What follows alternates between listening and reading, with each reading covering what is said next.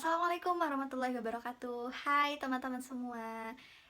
Di video kali ini aku mau membahas mengenai salah satu topik yang mungkin itu paling sering kita dengar di dunia psikologi ya. Terutama karena aku sendiri anak psikologi. Juga akhir-akhir ini topik itu tuh sering muncul di sosial media, terutama TikTok karena aku seringnya buka TikTok. Jadi ya, aku akan membahas mengenai salah satu gangguan dalam psikologi, gangguan mental, yaitu obsessive compulsive disorder atau yang sering disebut dengan OCD. Tapi teman-teman, sebelum kita bahas lebih lanjut mengenai OCD ini, izinkan aku untuk memperkenalkan diri. Perkenalkan, nama aku Monica Putri, aku dari mahasiswi psikologi Universitas Jambi yang sekarang sedang berada di semester 4. Dan sebelum kita masuk ke pembahasan mengenai OCD ini, aku mau kasih disclaimer dulu ke kalian bahwasanya video ini jangan jadikan acuan untuk mendiagnosa diri sendiri ya. Karena video ini hanya berisi informasi tambahan dan juga pelajaran mengenai OCD. Apabila nantinya di dalam video ini aku membahas mengenai apa itu OCD, definisi, ataupun gejala-gejala, dan kalian merasa bahwa kalian memiliki salah satu dari gejala yang disebutkan, maka kalian bisa langsung ke ahli profesional terkait seperti psikolog maupun psikiater. Oke, kita langsung ke pembahasan mengenai OCD nih ya. Aku tertarik untuk membahas ini karena beberapa waktu belakangan itu aku ngeliat OCD ini lagi diperbincangkan nih gitu, mengenai gejala-gejalanya. Dan kemarin beberapa waktu yang lalu juga itu sempat FYP di TikTok aku salah satu konten yang mana dia isinya itu kayak dia bertanya-tanya apakah perilakunya ini termasuk OCD ya.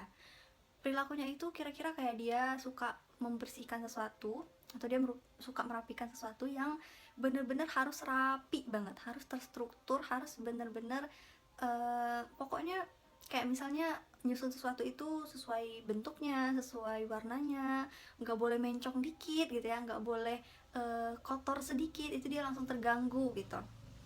Nah di situ banyak komenan yang juga ibaratnya relate bahwa dia juga merasakan hal itu. Dan di sini aku juga mau membacakan nih teman-teman, ada beberapa komentar di salah satu konten yang membahas mengenai OCD. Contoh, aku dulu suka ngatur segala hal berdasarkan warna dan ukuran. Terus suka menghitung ketika meletakkan sesuatu, kayaknya kena diagnosa OCD katanya. Terus aku kalau ngunci pintu terus cek berkali-kali, merasa belum dikunci padahal udah, sampai kayak capek banget ngomong dalam hati, tenang ini udah dikunci katanya. Terus ada lagi, aku kalau misalnya nyentuh pipi kanan terus dalam pikiran tuh harus nyentuh pipi kiri juga. Kalau nggak nyentuh pipi kiri tuh rasanya kayak kesel banget dan harus dilakuin. Terus lagi, aku OCD karena suka cuci tangan berkali-kali, terus nggak suka lihat barang nggak tersusun rapi. Terus kalau cuci baju, cuci pakaian harus berurutan, baju ya baju dulu. Terakhir, aku OCD kalau kerja kepikiran kompor, pintu, cucian belum dicuci, sampai balik lagi buat memastikan. Padahal di sisi lain kayaknya udah dikunci, udah dimatiin katanya. Oke, itu beberapa komentar yang lewat di konten tersebut, yang mereka merasa bahwa itu adalah gejala OCD gitu. Mereka kayaknya ini OCD deh gitu. Nah, sebelum kita masuk ke bahas apakah memang itu OCD atau bukan, kayaknya kita harus cari tahu dulu nih pengertian dari OCD itu sendiri. Jadi, OCD itu adalah Obsessive Compulsive Disorder, yang mana ini merupakan gangguan yang amat sangat mengganggu aktivitas dari penderitanya, yang mana perilaku itu nantinya terdiri dari perilaku obsesif, perilaku kompulsif, ataupun merupakan gabungan dari keduanya. Jadi bisa gabungan dari obsesif dan kompulsif.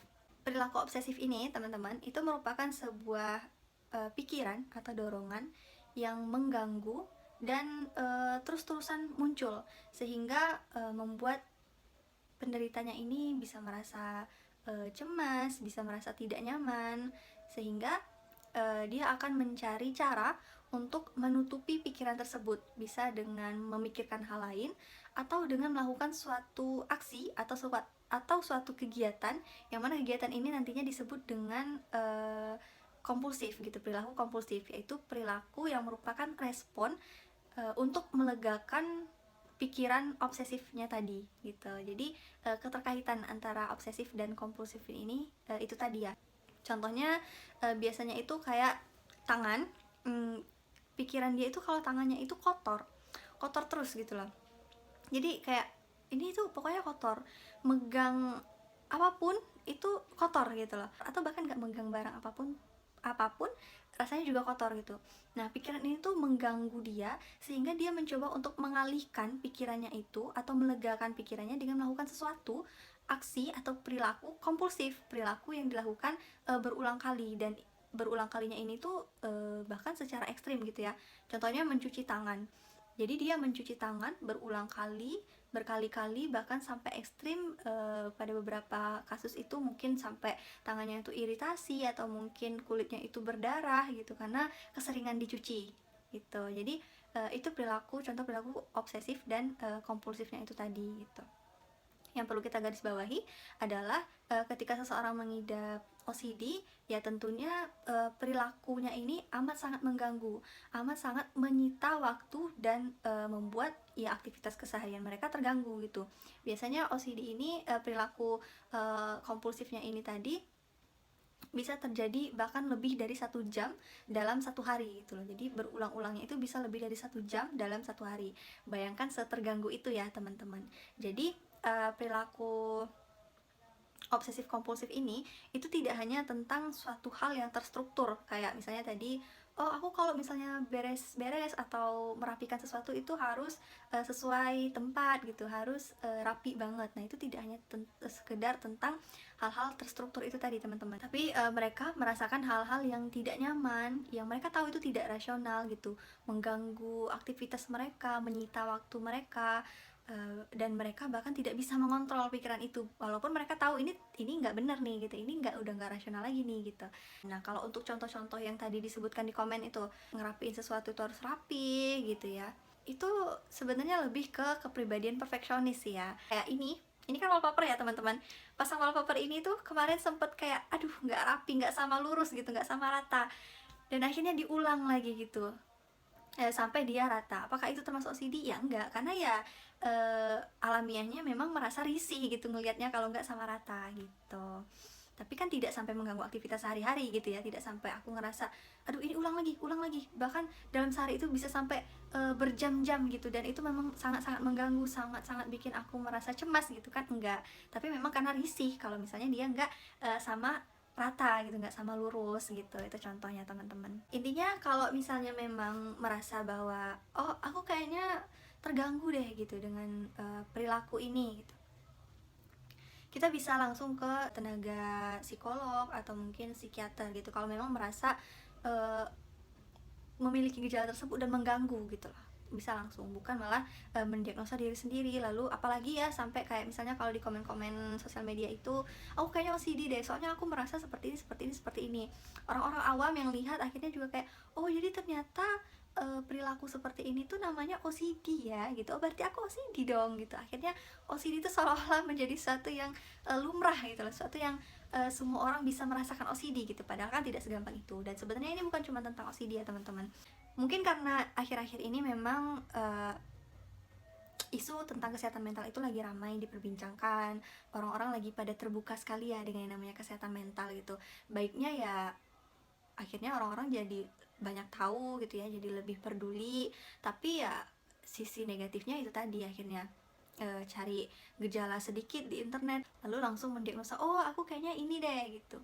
Yang paling sering tuh ya itu tadi kayak OCD atau mungkin kayak bipolar, itu sering aku bisa loh dari yang sebelumnya tuh sedih banget terus nanti bisa jadi ketawa, bisa jadi seneng banget, kayaknya aku bipolar deh, aku tuh bipolar gitu. Kamu bipolar ya gitu.